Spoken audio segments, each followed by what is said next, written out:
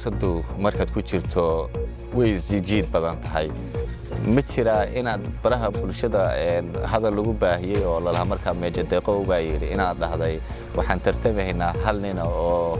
Odinga family ku aftirsan jiray haddana nin Cali Roob baa la dhaho ku aftirsado laba wiil oo kale to walaala oo aan walaalanahay way taagan yihiin laakiin kuwaas way xanaaqsan yihiin laakiin ninkaas aan saynaa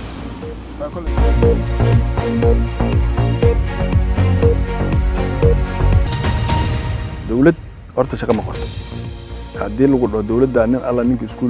iskool bogo university bogo jaamacad soo bogo wax walba soo bogaa dawladda qori ma suurtagelayso ninka mas'uulka waxaa la rabaa inuu fikrad dhaliyo oo talo u keeno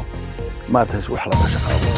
fara badan waxay u arkaan ehelkaad ka soo jeedo inay yihiin kuwa siyaasadda iyo maamulka muddo fara badan ku soo jiray isla markaasina qaab dhaxaltooyihi iyo wax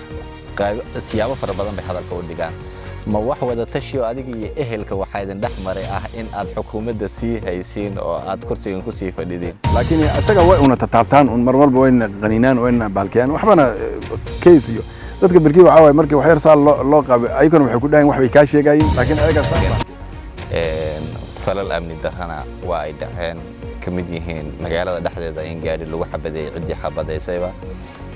ay kamid yihiin maamadii ugu dambeysay Allah naxariistay adiga taageerada ku ahayd maama Khadiijeed in la dilay falal dambiyeedyada maadaama intaad xoggaal ku taad siyaasadda oo xog badan aad helayso ma falal la xiriira siyaasadda bisa waxa la iskaga yeedan karaa falal burcadnimo nin walba eji indha way qabtaa nin walbana aqligu qaba nin walba waxa uu fahansan taa ayada